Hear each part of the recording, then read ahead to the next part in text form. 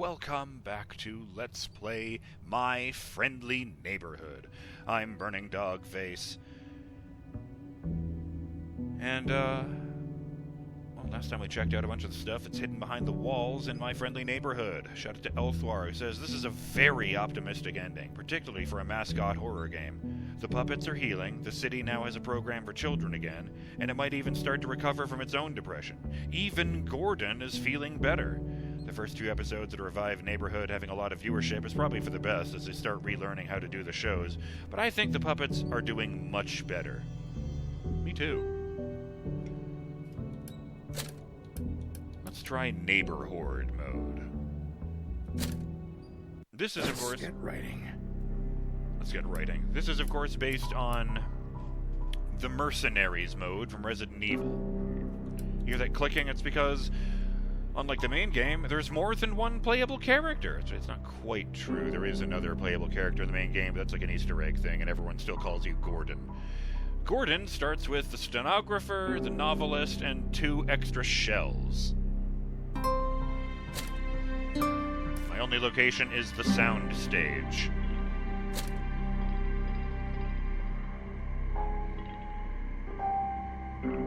Let's get this done. Oh, fuck. I'm still in free cam mode. That's embarrassing. Ahem. What is speedrun mode is? Maybe it just makes me faster. Oh, actually, yes. I did read. One of the modes, I guess, here is called Chimkin mode.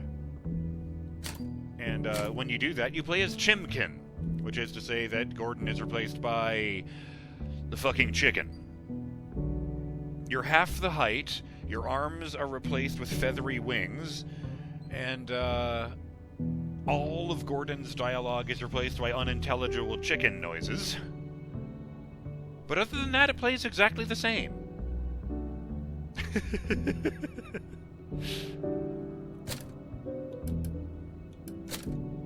didn't turn any of this on, did I? No.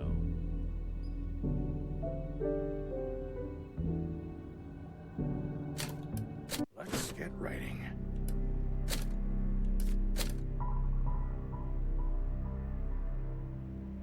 Let's get this done. So it's a time attack mode and not just a score attack mode. Ah, yes, I see.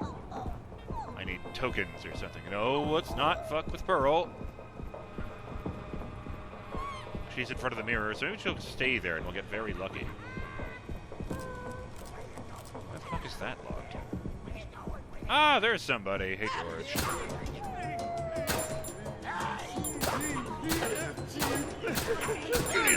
Jesus, he really is tanky. I've taught him 7 times. No! I think this is on normal difficulty. God damn it. Man, I can't move around these fucking stairs.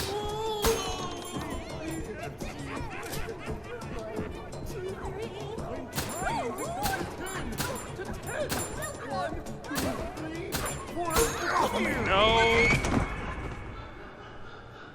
Only got 90 points, jeez. It only lasted 59 seconds even.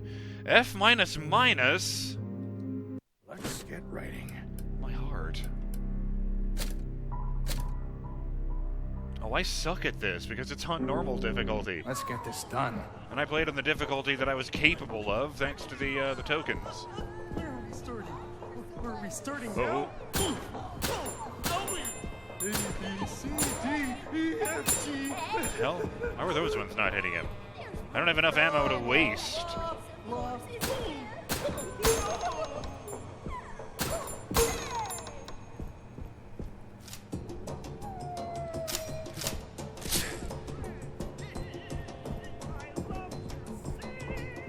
There's dispensers all around, like you use tokens on them. Oh, get out of that room.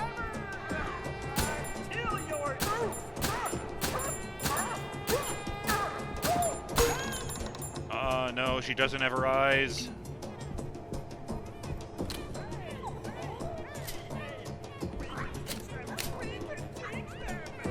Oh.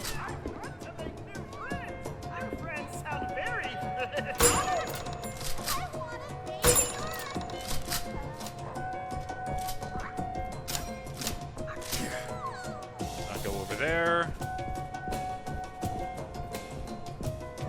145. Come on, give me more points.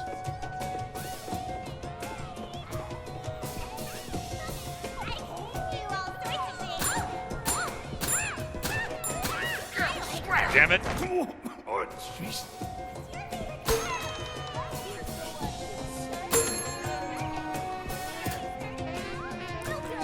No.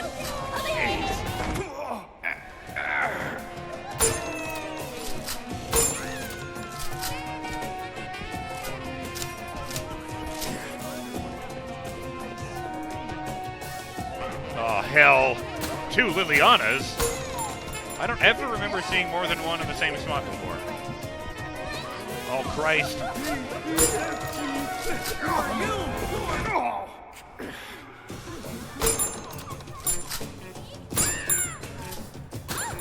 No! I'm dead.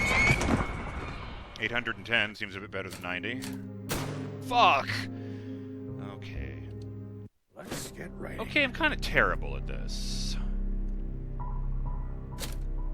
Man. One more try. Thought this would be easier, to be perfectly honest. I kind of thought I could make an entire video of this, but I can't even seem to do this one level. Leonard's Antique Store. I don't think we could go in here in the main game. I don't know why I went in there. I don't have any tokens.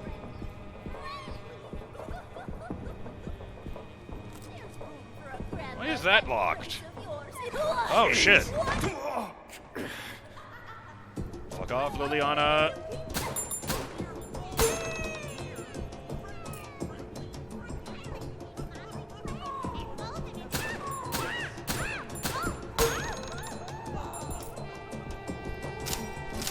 Oh, shit.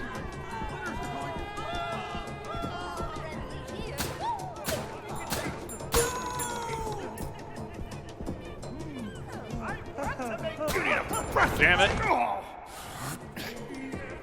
Why don't we keep hanging out together? Why don't we not?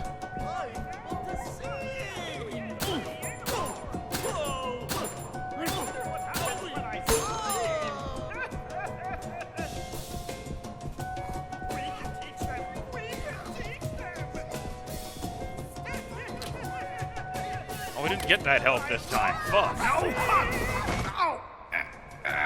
Oh, man, that's gonna hurt.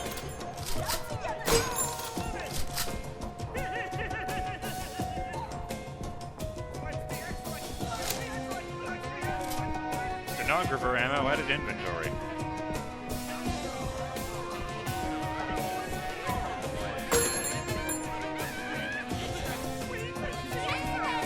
Oh, Christ.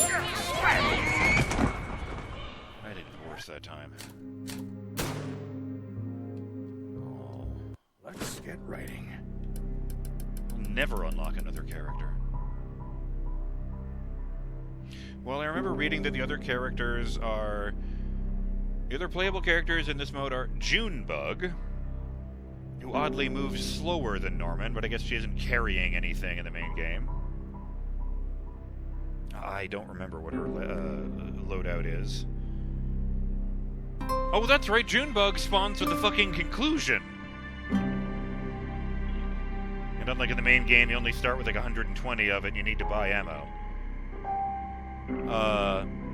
Chimkin, of course, since they already had that, who starts with like 9 fucking punctuation grenades and nothing else.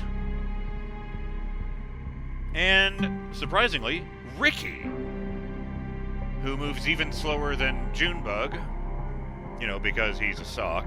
He can only use the stenographer because he's a sock and only has the one limb. And, oh, I don't remember what the third thing was.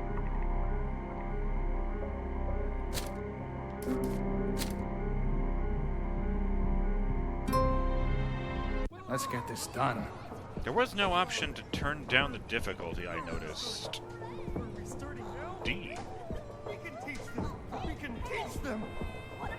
Oh, shit. Educate No! the children. God damn it. Take some guys. Oh, Hey. oh boy.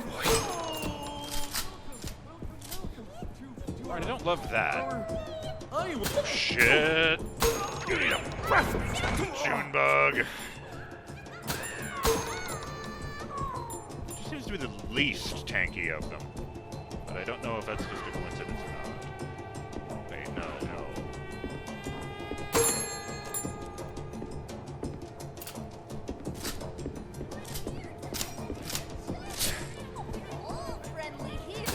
I didn't notice this when I was playing through, but some of the Lilianas have that sun hat, some of them don't, and I don't know what the difference is. Ah, George! Alright. Let's get writing. Lame.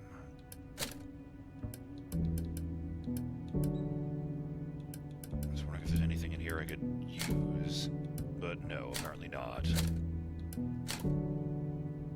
Well, there were a few other things I wanted to mention. Like, I thought the concept art for this game was really interesting. You know, going through and learning, for example, there used to be more neighbors, and as I said earlier, all of them except Leonard had different designs than they were originally envisioned. So, first off, over on the left, we have the early design for Norman. He looks more or less the same. Some of the colors are different, though I do note he's wearing a striped sweater instead of his sort of varsity jacket, which suggests to me that he were originally going to make it really obvious that he was meant to be Ernie. And speaking of which, there's a guy in another striped shirt with his hand on his shoulder. The second one from the left is an unused character called Tumbles, who very strongly looks like he was meant to be Bert, although they made the head like triangular with Leonard-shaped hair in order to, make him stand out from the guy whose head was designed to look like a bowling pin. For the record, they have revealed that the reason that one was called Tumbles is because that's how he lost his eye! Oh dear. Next to him, we have that gentleman squatting on the ground with all four limbs touching the ground, and we see that his mouth is on top of his head sideways. But there's no teeth in it, so it doesn't look like a dead space monster. It's just a felt tongue. All we know about that guy is that his name is Mo. Right. Just moving on, and next to that, of course, is Junebug, who's pretty much the same, except one of her hands has been severed, and it dangles from her arm by a string. Oh, dear. Here, we've got... Oh, boy. Actually, way over on the left... That's actually George. That was the original design for George. Or he's just kind of some guy, just like all the other, neighbors. And the reason he doesn't look like that anymore is that when they got the guy in the voice recording booth, they liked his New York cabbie accent so frickin' much that they completely redesigned the character to be the taxi cab driver for the friendly neighborhood. Second is Leonard, who, as I said, looks pretty much exactly the same as he does in the final game, except that he's carrying, I think that's called a dance cane, or a stage cane, whatever. It's a performing thing. The third guy there is an unused friend by the name of Haas, and all we really know about him was that he was more feral than the others, which might be why he looks like he's knuckle walking. And then we see Liliana at the end, who looks decidedly creepier all hunched over like that. I like her gloves, but I don't like the fact that she appears to have yanked out one of her eyes and tucked it on top of her hat. Here's the first go at George's redesign, and it's one of the places where you can see blood in the concept art. Here you can see that, they got it pretty close to where they ended up, but they did keep the hair and beard from the original design, so I guess they got rid of that. For Justin's sake, I will mention that he is holding the removed steering wheel from a car, and there is blood dripping from the broken axle, as he cheerily says, 10 and 2, and where to, boss? Stabbing implement made from a steering wheel. I would not have predicted that one. Here's some concept art for Ray's place. I'm pretty much only showing you this to demonstrate that there are large blood stains on the floor. And also the ceiling. Let's not think about that part. Hi, Ray!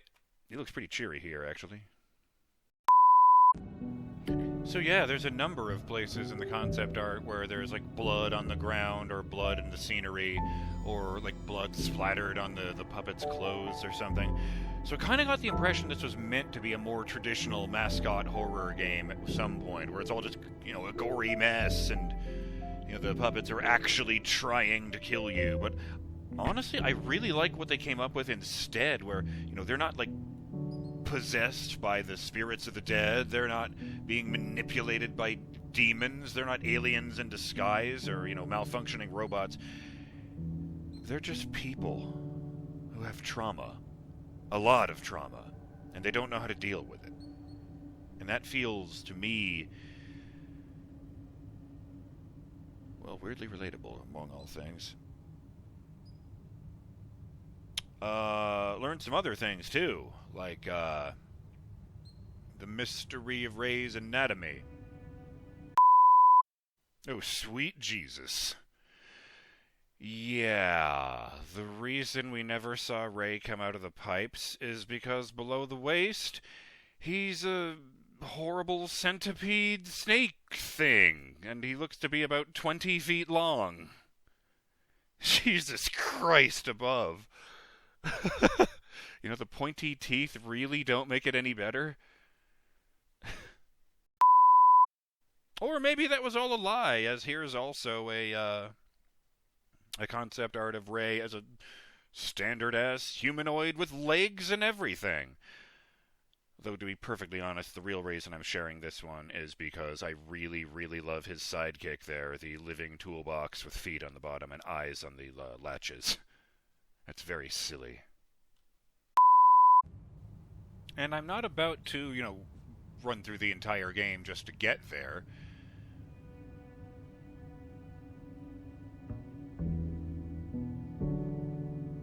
Actually, that reminds me, there is something I can do.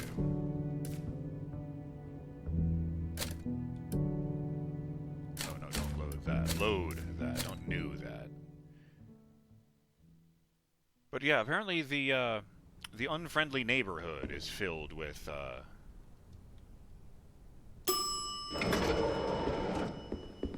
Oh, I see. I did forget to activate free cam mode there.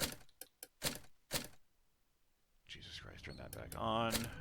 Maybe I should turn that back on to just fucking cheat at Neighborhorde mode, be floating over them all.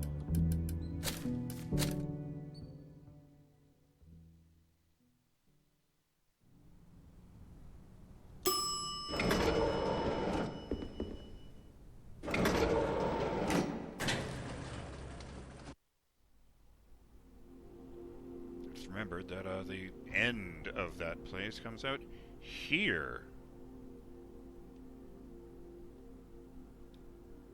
I wonder if these doors open.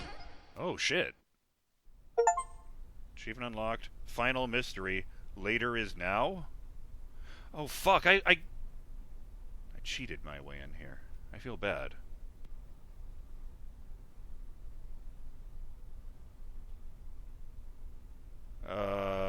Fuck me. It's all kinds of shit. Like, major shit from throughout the game. Here's the gas tank, here's the bolt cutters, here's both halves of the medallion. The blue and orange keys, the crank. It's like a dev room that they left in place. All of the fuses, the lockbox keys, the power sources I need for different things. Like, fuck me, they got the ingredients of the jam solvent and the jam solvent. All four of Arnold's puzzle pieces. The game piece and the dice. Man alive. I'm pleased to see I didn't miss any weapons.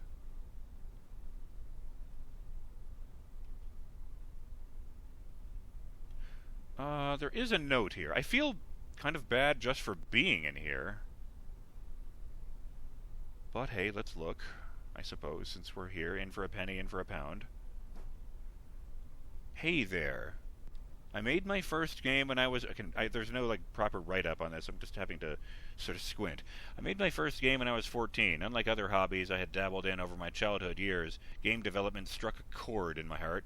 Chord should have an H in it. That seemed impossible to shake. I get a lozenge. I began to develop every afternoon and evening, dwarfing the amount of time I spent doing anything else, simply because I enjoyed it. Within a year, I decided that my goal was to make game development my lifelong career. During high school, I finished 2 projects that, at the time, were major milestones: an arcade game and a platformer about a duck. I also started work on my first big paid project. Something Revise. Sumo Revise? I don't know. At the beginning of college, I got an offer from a publisher to bring Sumo Revise through Greenlight. Oh yeah, Steam Greenlight. And market it through their label. Feeling like this was my make-it moment, I excitedly accepted. Sumo Revise released less than a year later. It was a commercial and critical failure. Failing is difficult. Failing publicly is devastating. Impress yourself today, says my lozenge wrapper. For weeks, I would open my computer to find what felt like a deluge of new negative reviews on my Steam page. Massive amounts of refunds, and very little positive to balance the negative. Simply, and I quote, the general consensus was that Sumo was boring trash. Needless to say, I was very wary of releasing anything new. I started several projects, sometimes even getting months into development, only to end up feeling stuck and scrapping everything. During this time, the duck platformer I had made before Sumo slowly crept its way up the charts in Steam Greenlight. After a year or so, suddenly, Rubber Ducky and the Rainbow Gun was accepted to release to the public. Figuring that the game was finished and so there wasn't much to lose, I decided to throw it up on Steam for cheap and hope it didn't have a similar release to Sumo. I had learned quite a lot since finishing the original version, so I spent a month or so polishing up rough edges, rebalancing, and adding new side content. Rubber Ducky released late in the same year as Sumo Revise. I decided to release it for $1. To my very wary surprise, Rubber Ducky was well received, albeit to low sales. But to an uncertain teenager, it meant a lot. Nonetheless, it still took me 4 years to regain enough confidence to be willing to finish and release a new game. By this time, I had been offered a job doing coding on someone else's project, and in the space between working on bugs and feedback, I started a project I intended to finish. It was a humorous text adventure game called Kyle is Famous. Oh, I've heard of that! I saw a guy playing some of that in a video. It looks great. With little need for input on visuals and relying almost completely on slapstick, silly humor, I felt like there was a chance I could bring it together to find a small audience that enjoyed it just like Rubber Ducky had found. 6 months later, and donning the name of Ducky Dev, I released Kyle is Famous for free. After clicking the live button, I went to sleep. Kyle would go on to become a reasonably popular game, touching on most of the largest gameplay channels on YouTube and drawing in over 100,000 downloads on Steam. This was certainly a step in the right direction. Coming into my friendly neighborhood, this was my background as a developer. To this point, my tally contained a painful Sumo failure, a $1 duck game that had sold a handful of copies, a text-based adventure that had been relatively successful but was completely free, and now a large-scale survival horror game with a budget that needed to be recouped to being sold at a premium with a personal time investment of over 2.5 years. Oh boy. From the time Sumo released to the time MFN was in its last week of development, it was over 8 years. Yes, the feeling of public failure doesn't shake off one's shoulders easily.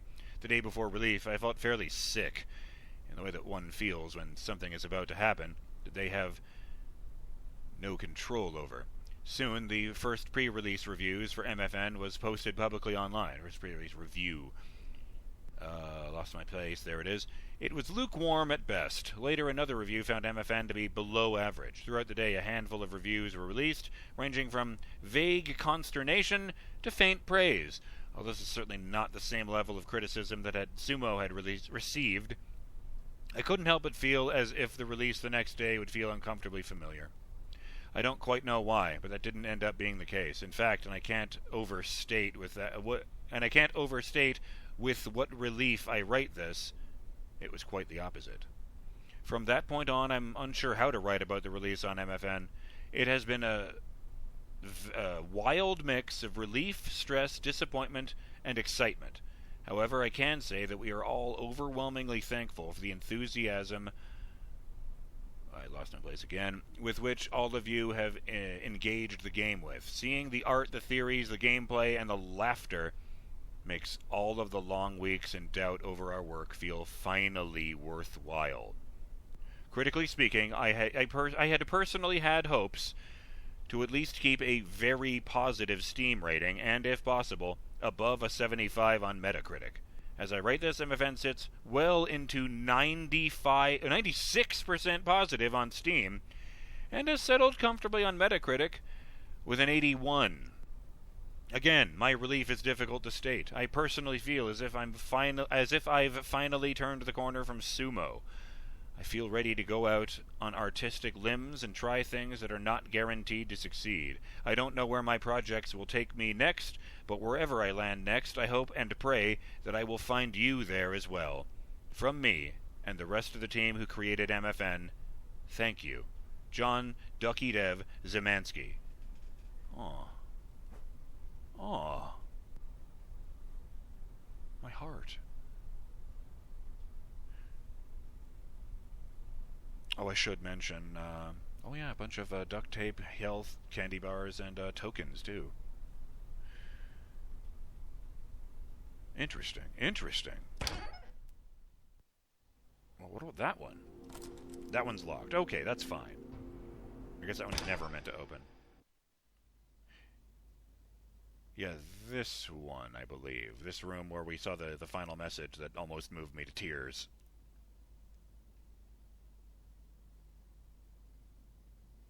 Just text floating out in space. Thanks so much for exploring around. That you've played this far into the game means more to us in the development team than you could possibly know. Smiley face. Aww. It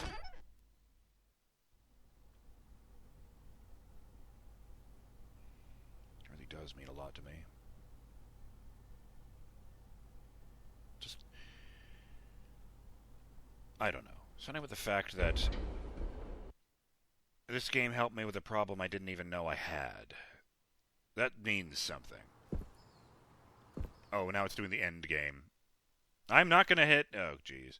You know what? I'm gonna hit Alt F4 so I don't get, like, the shit ending and get that attached to my achievements or something. Oh, dear. Okay. I'm gonna mention that this game was developed by John and Evan Zemansky.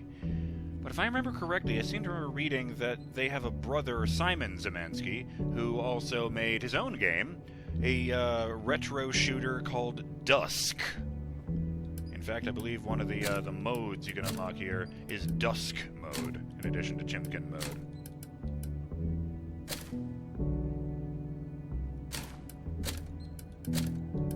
Actually... Oh, there was one more thing. I was just going to show you guys a screenshot, but now I can actually go there. Humor me. Just the fact that this was all about, you know, I feel like they used the cynicism of the world to their advantage. You know? Like, they knew going in that I would assume the puppets are monsters, that I would try to hate them, that I would assume Ricky was lying through his teeth and he said he just wanted to help people.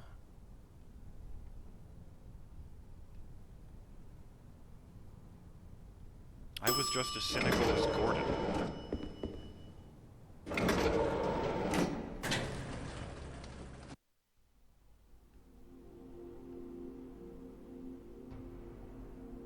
Oh wait, it was here, wasn't it?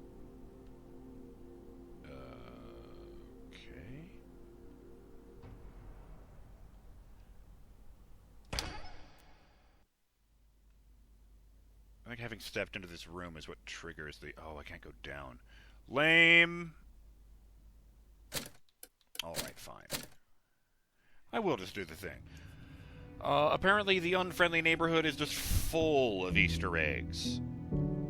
Like, all of the rooms you can peek at through the windows but can't get into, like, most of them have weird shit in them. Like, you know, unfriendly neighbors screaming out the window silently, or, hanging from the laundry lines or biting electrical cables.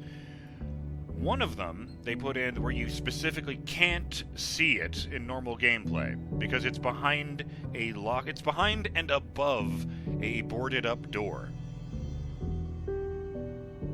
And it's a reference to another game, which is probably why they hid it. Oh boy.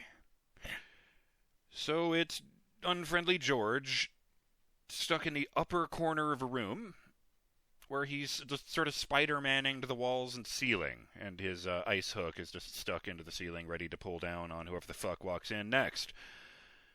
Apparently this is a reference to an enemy from BioShock that was identified with that weapon, and that liked to cling to walls for ambush purposes. Oh dear. And here's a bunch of shit I couldn't figure out how to bring up naturally, but which I still thought was interesting.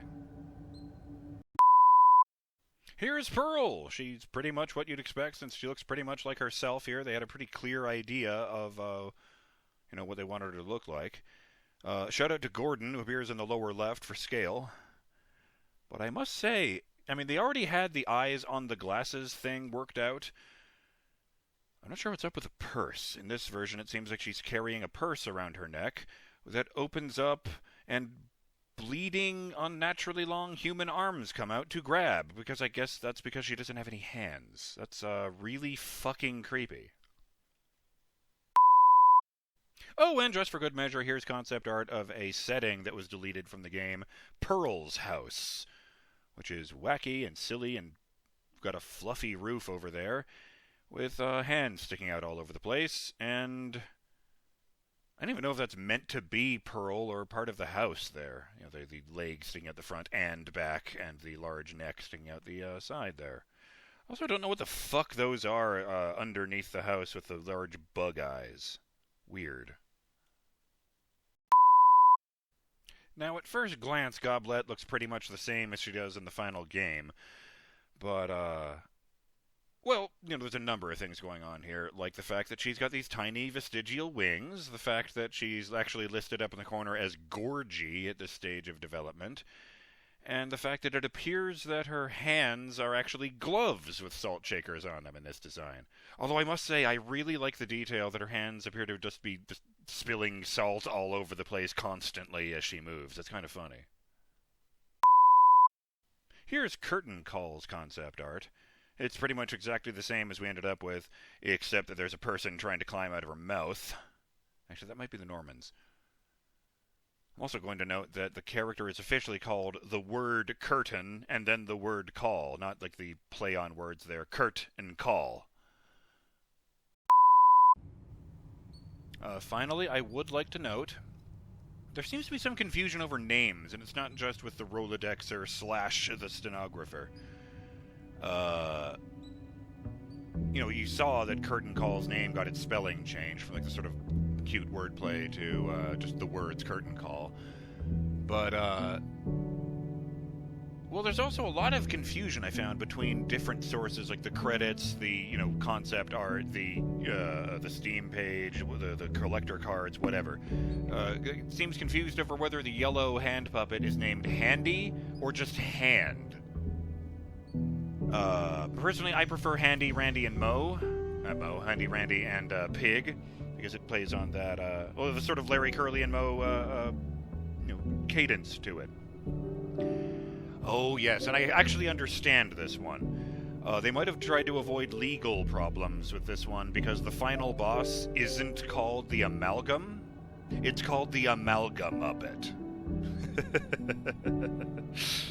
That's a good name. But I think the word Muppet is copyrighted, so they couldn't actually call these puppets that. Finally, there's the question, do I recommend this game? And the answer to that question is, if you are at all interested in horror games, and you can stand the, limited resources thing, then abso-fucking-lutely I recommend this game. It's great! Fuck yeah, that was an easy one for once. I'm also going to mention that once again, I would like to give a very special shout out to my good friend Seigi, who gifted me this game. I'd never heard of it before that moment. And it really means a lot to me because, like I said before, I think I needed to hear what this game had to say, this year especially. So thank you, Seigi, from the bottom of my heart. And I really hope you have enjoyed this series as much as I have. I'm actually a bit sad to say goodbye. Well, I'll say this. If they ever make a sequel,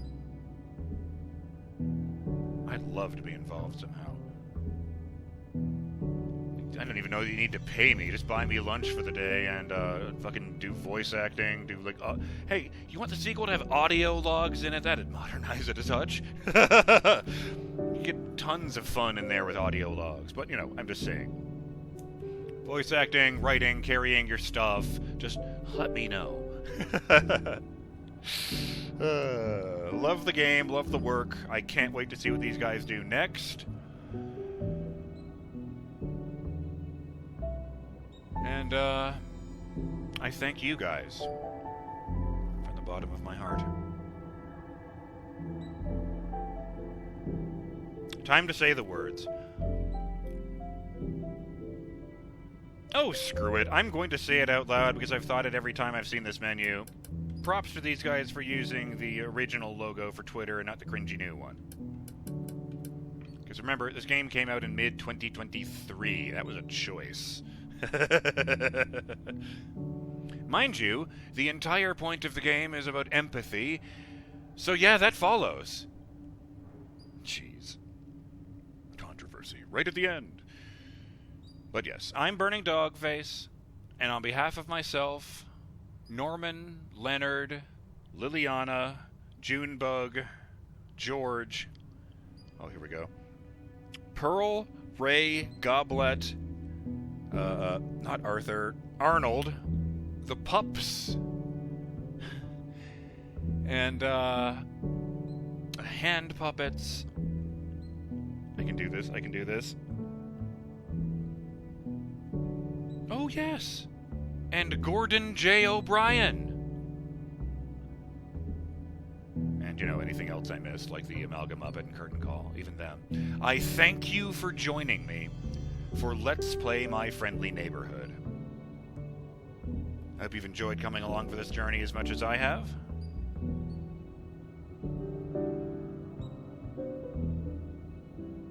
I thank you all dearly for the compliments you paid on the final episode. Sorry I didn't get to more of them.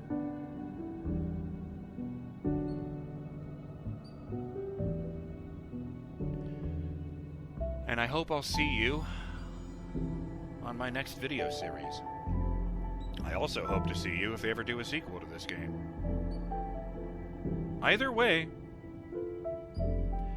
have yourselves a smiling day, Burning Dog fans. Later.